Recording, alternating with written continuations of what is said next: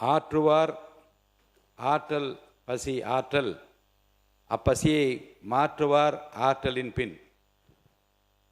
பசியை பொறுத்து கொள்ளும் நோன்பை கடைப்பிடிப்பதை விட பசித்திருக்கும் ஒருவருக்கு உணவு அளிப்பதே சிறந்ததாகும்.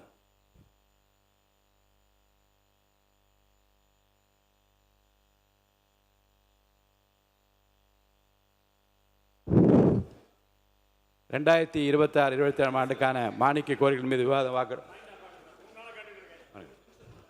மாண்புமிகு முன்னாள் முதலமைச்சர்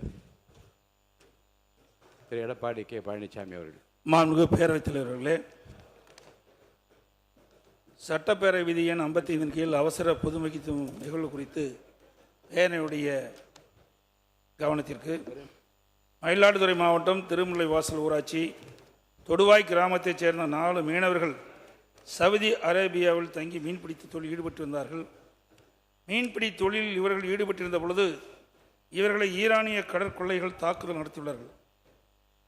இந்த தாக்குதலில் மாவீரன் 32 மீனவர் சம்பவ இடத்தில் இறந்துவிட்டார்.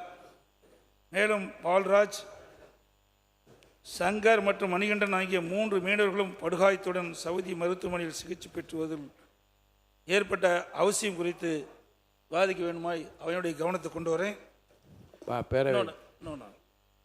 மாண்புமிகு பேரவைத் தலைவர்களை, சென்னை காசிமேடு மீன்பிடி துறைமுகத்தில் இருந்து மீன்பிடிக்க சென்ற தமிழக மீனவர்கள் ஆந்திர கடற்பகுதியில் மீன்பிடி தொழில் செய்யக்கூடாது என்று கூறி 17/6/2026 அன்று ஆந்திர அரசு அதிகாரிகள் காசிமேட்டைச் சேர்ந்த 8 விசைப்படகுகளை பறிமுதல் செய்தோடு அந்த படகில் சென்ற 80 பேரையும் கைது செய்யப்பட்டு இன்று சிறையில் வாடிக்கொண்டிருக்கின்றார்கள். அது குறித்து அரசனுடைய கவனத்தில் கொண்டு வருகிறேன். மாண்புமிகு உறுப்பினர்களுக்கு இன்று வரை கவன ஈர்ப்பு தீர்மானங்கள் என்று பல உறுப்பினர்கள் அவசியம் கருத்தி கொடுத்திருக்கிறார்கள். இந்த கவன ஈர்ப்பில் நான் முக்கியமாக கருதுவது, முந்தைய பேரவை நிகழ்ச்சிகளில் கலந்து கொள்கிற போது இப்படி ஒரு பிரச்சனை வருகிறது. கவன ஈர்ப்பு என்று கொடுத்து விட்டு 10 நாள் ஆகிறதே, 15 நாள் ஆகிறதே, அப்புறம் கவனத்தை ஈர்ப்பது என்பது அவசியத்தை கருதித்தானே என்கின்ற அந்த கருத்துக்கள் எல்லாம் பரிமாறப்பட்டது. மாண்புமிகு துரைமுருகன் அவர்கள் இந்த அவையில் சொன்ன ஒன்றை நான் ஒரு குறிப்பாக படித்து அது மற்றவர்களுக்கு பயனுள்ளதாக இருக்கும் என்று கருதுகிறேன்.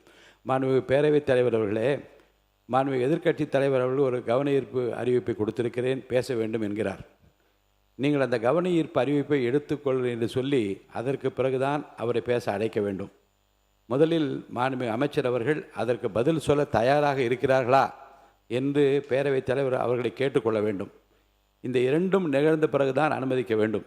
அறிவு கொடுத்த உடனேயே இதில் பேச அனுமதிக்க முடியாது. ஏனென்றால் முதலில் மாண்புமிகு பேரவைத் தலைவர்கள், மாண்புமிகு எதிர்க்கட்சி தலைவர்கள் கொடுத்த நோட்டீஸை, அறிவிப்பை ஏற்றுக்கொண்டார்களா, மாண்புமிகு அமைச்சர் அவர்கள் பதில் சொல்ல தயாராக இருக்கிறார்களா என்பதை தெரிந்து கொண்டுதான் பிறகுதான் மாண்புமிகு எதிர்க்கட்சி தலைவர் அவர்கள் கொடுத்த கவன ஈர்ப்பு அறிவிப்பு ஏற்றுக்கொள்ளப்பட்டது, பேசுங்கள் என்று சொல்லலாம் என்று ஒரு விதி, ஒரு மரபு.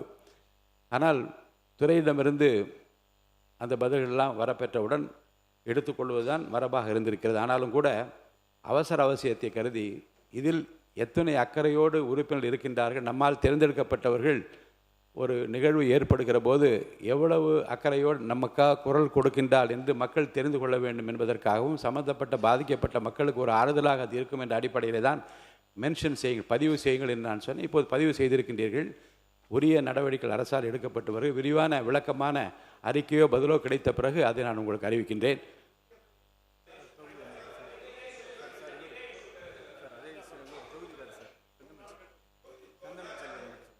பேசு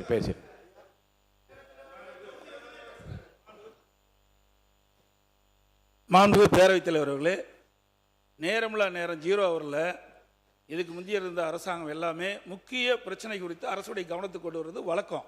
நீங்கள் இப்போ கவன ஈர்ப்பு பற்றி நீங்கள் குறிப்பிட்டீங்க. அதே போல் நேரத்தில் தமிழ்நாட்டில் இருக்கின்ற முக்கிய நிகழ்வுகள் நடக்கின்ற பொழுது அது அரசுடைய கவனத்திற்கு எதிர்க்கட்சி வரிசையில் இருக்கின்ற தலைவர்கள் உறுப்பினர்கள் கொண்டு வருவது மரபு. அதையும் தாங்கள் கவனிக்க வேண்டும் என்று கவனத்தில் வைக்க நான் சொல்ல வந்தது 55 விதியின் கீழ் எழுத்துப்பூர்வமாக நீ கொடுக்கப்பட்டிருக்கிற அறிவிப்புக்கு நான் பதில் சொல்லி விளக்கம் அளித்துக் கொண்டிருக்கிறேன்.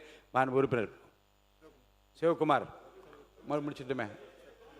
மாண்புமிகு உறுப்பினர் ஏவா வேலு அவர்கள் வாய்ப்பு தரேன், உட்கார். மாண்புமிகு பேரவைத் தலைவர்களே, நீங்கள் சொன்ன தீர்ப்பை ஒரு இடத்தில் நாங்கள் ஏற்றுக்கொண்டாலும் கூட இதில் இன்னொரு முக்கியம் இருக்கிறது. நீங்களே சொல்லிட்டீங்க, இப்போ 55 விதிங்கள் கொடுக்குற பொழுது அது துறைக்கு அனுப்பி அமைச்சர்கள் அதற்கு உரிய பதில் சொல்ல வேண்டும் என்பதற்காக காலதாமதம் எடுத்துக்கொள்ளும் மொழிய அதே ஒரு காலகட்டங்களிலே உங்களை போன்ற நம்முடைய காளிமுத்து அவர்கள் இந்த பகுதியில் அப்போ சேர உண்டு. அவர் இருக்கும்பொழுது தான், அதுக்கு முன்னால் கிடையாது. அதிலிருந்து அவசர முக்கியத்துவம் கருதி சிறப்பு கவன ஈர்ப்பு தீர்மானம் மாற்றப்பட்டது.